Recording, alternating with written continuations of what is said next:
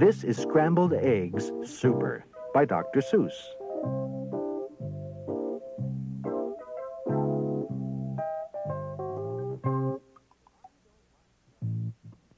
I don't like to brag, and I don't like to boast, said Peter T. Hooper. But speaking of toast, and speaking of kitchens and ketchup and cake and kettles and stoves and the stuff people bake, well, I don't like to brag, but I'm telling you, Liz, that speaking of cooks, I'm the best that there is. Why, only last Tuesday, when Mother was out, I really cooked something worth talking about. You see, I was sitting here resting my legs, and I happened to pick up a couple of eggs, and I sort of got thinking. It's sort of a shame that scrambled eggs always taste always the same. And that's because ever since goodness knows when, they've always been made from the eggs of a hen. Just a plain, common hen. What a dumb thing to use with all of the other fine eggs you could choose.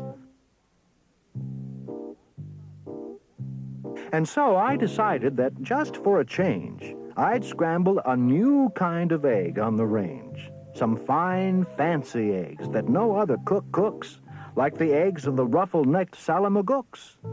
A salamagookses. Say, they should be good. So I went out and found some as quick as I could. And while I was lugging them back to the house, I happened to notice a tizzle-topped grouse in a tree down the street. And I knew from her looks that her egg and the egg of the salamagooks ought to mix mighty well, ought to taste simply super when scrambled together by Peter T. Hooper. So I took those eggs home and I frizzled them up, and I added some sugar, 2/3 of a cup, and a small pinch of pepper, and also a pound of horseradish sauce that was sitting around, and also some nuts. Then I tasted the stuff, and it tasted quite fine, but not quite fine enough. To make the best scramble that's ever been made, a cook has to hook the best eggs ever laid. So I drove to the country, quite rather far out, and I studied the birds that were flitting about. I looked with great care at a mop-noodled finch. I looked at a beagle-beaked, bald-headed grinch. And also, I looked at a shade roosting quail, who was roosting right under a lassalax tail. And I looked at a spritz and a flannel-winged jay. But I just didn't stop. I kept right on my way, 'cause they didn't have eggs. They weren't laying that day. Then suddenly, boy, up that hill a short space, birds. They were laying all over the place. Great, happy, gay families with uncles and cousins, all laying fine, strictly fresh eggs by the dozens. Well, I'd have a scramble more super than super. Scrambled eggs, super-de-duper-de-booper. Special deluxe a la Peter T. Hooper. I picked out the eggs in a most careful way. I only picked those that I knew were grade A. I only took eggs from the very best fowls. So I didn't take eggs from the twiddler owls, 'cause I knew that the eggs of those fellows who twiddle taste sort of like dust from inside a bass fiddle. I went for the kind that were mellow and sweet, and the world's sweetest eggs are the eggs of the queet, which is due to those very sweet trout which they eat. And those trout, well, they're sweet, 'cause they only eat wogs. And wogs, after all, are the world's sweetest frogs. And the reason they're sweet is, whenever they lunch, it's always the world's sweetest bees that they munch. And the reason no bees can be sweeter than these, they only eat blossoms off beezelnut trees. And these beezelnut blossoms are sweeter than sweet. And that's why I nabbed several eggs from the queet. But I passed up the eggs of a bird called a strudel, who's sort of a stork, but with fur like a poodle. For they say that the eggs of this kind of a stork are gooey like glue, and they stick to your fork. And the yolks of these eggs, I am told, taste like fleece, while the whites taste like very old bicycle grease. The places I hiked to, the roads that I rambled to find the best eggs that have ever been scrambled. I hunted new birds along wild tangled trails, through gullies and gulches, down dingles and dales. I wriggled my way and I crawled at a creep through a forest of ferns that was 40 miles deep. And I mushed through the brush till I found a fine quigger whose eggs are as big as a pinhead, no bigger. Then I went for the eggs of a long-legger quong. Now this quong, well, she's built just a little bit wrong, for her legs are so terribly, terribly long that she has to lay eggs 20 feet in the air, and they drop with a plop to the ground from up there.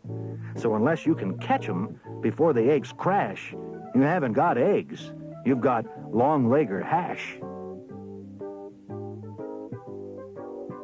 Eggs. I'd collected 302, but I needed still more. And I suddenly knew that the job was too big for one fellow to do. So I telegraphed north to some friends near Fazole, which is 10 miles or so just beyond the North Pole.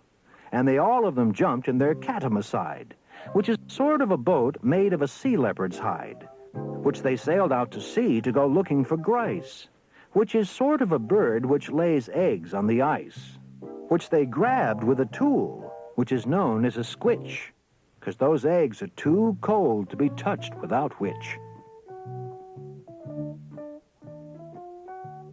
And while they were sending those eggs, I got word of a bird that does something that's almost unheard of. It's hard to believe, but this bird called the pelf lays eggs that are 3 times as big as herself. How that pelf ever learned such a difficult trick, I never found out. But I found that egg quick, and I managed to get it down out of the nest and home to the kitchen, along with the rest. But I didn't stop then, because I knew of some ducks by the name of the single-file Zumsian Zucks, who stroll single file through the mountains of Zums, quite oddly enough, with their eggs on their thumbs. And some fellows in Zums, whom I happen to know, just happened to capture 1,000 or so. And they wrapped up their eggs, and they mailed them by air, marked special delivery, handle with care. I needed more helpers, and so for assistance, I called up a fellow named Ollie, long distance. And Ollie, as soon as he hung up the phone, picked up a small basket and started alone to climb the steep crags and the jags of Mount Struku to fetch me the egg of a Mount Struku cuckoo. Now, these Mount Struku cuckoos are rather small gals. But these Mount Struku cuckoos have lots of big pals. They dived from the skies with wild cackling shrieks, and they jabbed at his legs, and they stabbed at his cheeks with their yammering, clamoring, hammering beaks. But Ollie, brave Ollie, he fought his way through, and he sent me that egg as I knew he would do for my scrambled eggs super-de-duper-de-booper, special deluxe, a la Peter T. Hooper. In the meanwhile, of course, I was keeping real busy collecting the eggs of the 3 eyelash tizzy. They're quite hard to reach, so I rode on the top of a hammocka schnimmicka schnammicka schnapp. Then I found a great flock of southwest-facing cranes, and I guess they've got something that's wrong with their brains. For this kind of a crane, when she's guarding her nest, will always stand facing precisely southwest. So to get at those eggs wasn't hard in the least. I came from behind, from precisely northeast. And I captured the egg of a grickly gractus, who lays them up high in a prickly cactus.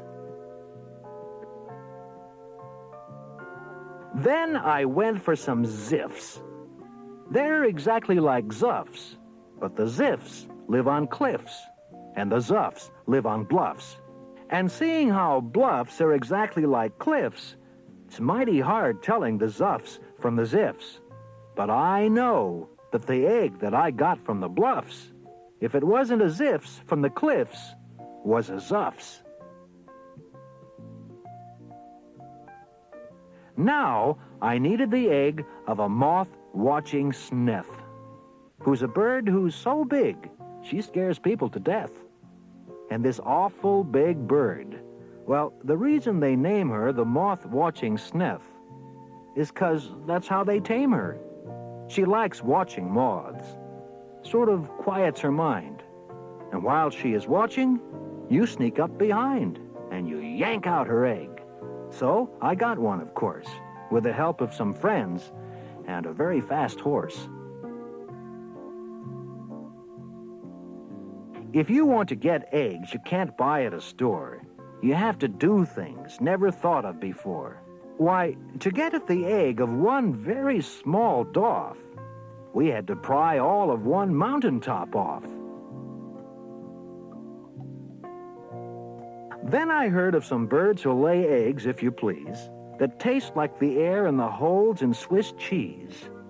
And they live in big Zanzibar trees. So I ordered a treeful.